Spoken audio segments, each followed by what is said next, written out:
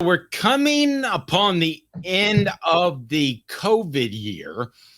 And how would you, the COVID year time period in which I think that we're going to call it? So we all know that you just basically 2020 didn't count. You got another year. Caleb, how much credit do you give to Josh Heupel's staff for maintaining a roster that is older than most and has guys like Cooper Mays that wouldn't be around if not for a COVID year? I think they've done a great job of taking advantage of that. I do too. So for those curious, because 2020 was never going to count against your eligibility, you could have played that year and it wasn't going to count against you at all. So the last year that will be a factor for any roster will be 2025, because if you were a true freshman in 2020 and you chose not to, and you didn't redshirt that year, you could redshirt in 2021 and then have 4 years of eligibility, 2022 through 2025. So this is the next to last year, so it's coming to an end. I think Tennessee has taken greater advantage of that than most, and I think that's a huge reason Josh Heupel was able to build the program more quickly than we thought. Credit to him for doing that. 2022 doesn't happen without Hendon Hooker, who took advantage of the COVID ruling, came back and was, you talk about men amongst boys. It wasn't like he looked more physically better condition than people he was going against, but Hendon Hooker just came across as significantly more mature than everybody else in the SEC that year, didn't he? You just felt like he was a man. I totally agree. And some of the guys I see in person, it's like, this is different.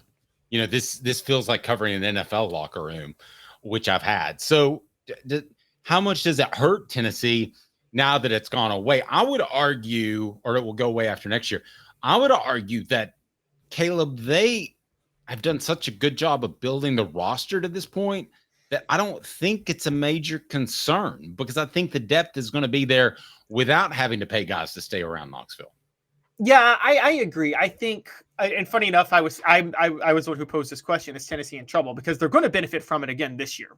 I mean, let's talk about it. Cooper Mays, Omari Thomas, those guys, Dave, they should be in the NFL, and they're staying at Tennessee, and they are very mature players who are also very physically gifted and are going to look like men amongst boys.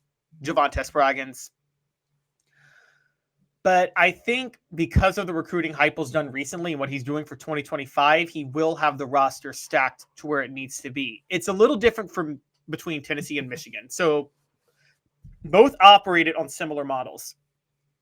Michigan ran a Those Who Stay campaign last year, where they cobbled up NIL money to encourage players to stay instead of going to the NFL. They didn't focus on recruiting. They focused on keeping their guys around. That's why Dave pointed out multiple times they looked like men amongst boys last year playing football, because all of their linemen, for the most part, so many of them were fourth, fifth, in some cases even sixth-year guys. And it showed in the Rose Bowl, where Alabama, which throughout Nick Saban's tenure is safe to say was, you don't want to say it was like the Calipari of college football, but it was a factory of, they're a pit stop for the NFL, right? Alabama players made it. And lack of discipline could become an issue for Nick Saban, because the guys he's coaching are oftentimes so young.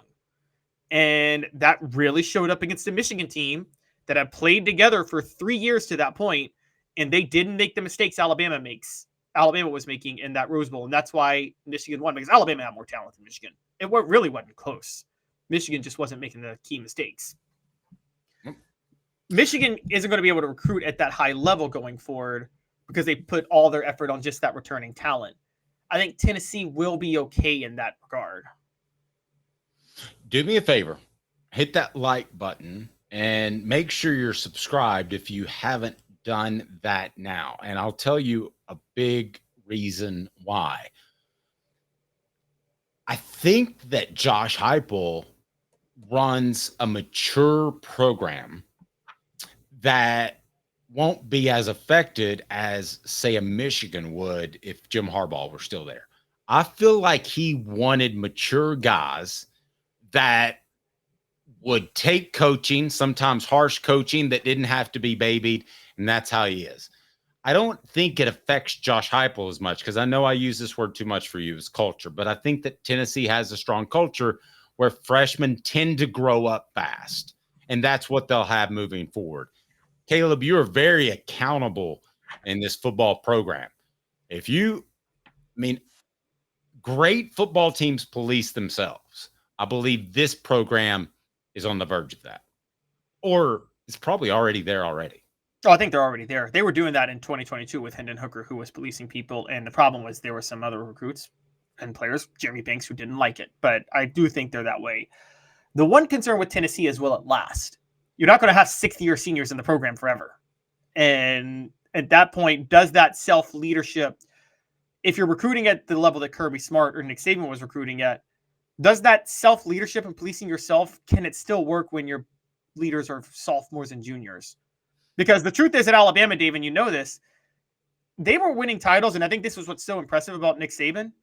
Nick Saban did have to lead those teams because they didn't have the maturity a lot of times to lead themselves because they were so young and so talented. Okay, let me ask you the other part of this question, as we're going to talk about Cooper Witten here in just a moment. I remind you, you've got to join Hooker's Corner. Even if you're a free member and subscribe to this station, you can win a $1,000 Garmin watch from Rick Terry, a Rick Terry jewelry design. There's the QR code. You also can do more than that. If you want to join just for $9.98 a month, you will get increased recruiting coverage, interaction with me and Caleb Calhoun, and the opportunity to win, like, what's right over my shoulder, that Joe Milton mini helmet autographed by the man, Joe Milton. That's right. He's going to be the starter for the Patriots. Caleb, but everybody's going to be on the same plane, right? Everybody is going to have the same age of players. Then the underclassmen become more important. Purely X's and O's question. Is Josh Heupel's offense better suited to take a young player and plug him in right away than the average offense? Let's say what Georgia runs. Georgia's not tempo. Georgia's not anything crazy and out there. I don't know that anything's really pro style in college anymore because of the downfield blocking rules, but that's about as pro style as I can think of off the top of my head. Caleb, does Tennessee's offense help them with young players? Because I'll be honest with you, I don't know right now. I don't either.